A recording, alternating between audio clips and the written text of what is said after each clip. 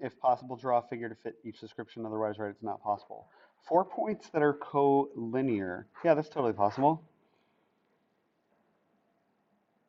Here's a line, and here are 1, 2, 3, 4 points all on that line. Okay, that's what collinear means. They're all landing on the same line. Is it possible? Sure, that's possible. There it was. Okay, let's do 34. 2 points that are non-collinear. Well, if I put any 2 points anywhere, let's say here and here, well, there's a line.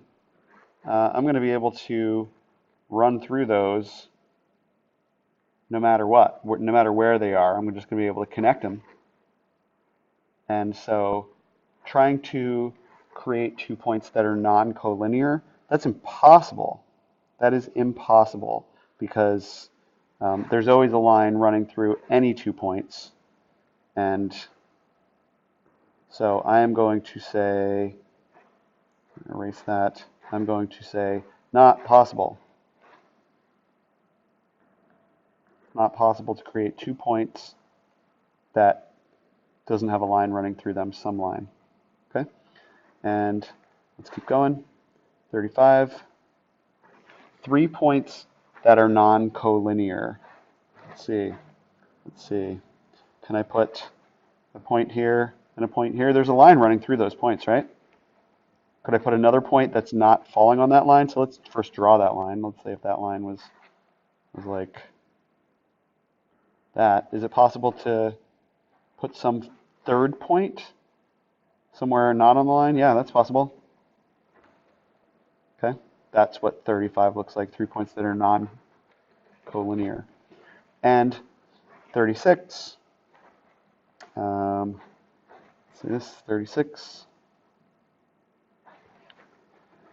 3 points that are non-coplanar. So if I put a point here, and a point here, and a point here, there is going to be something, some flat surface that I can touch to all 3 of them perfectly flat.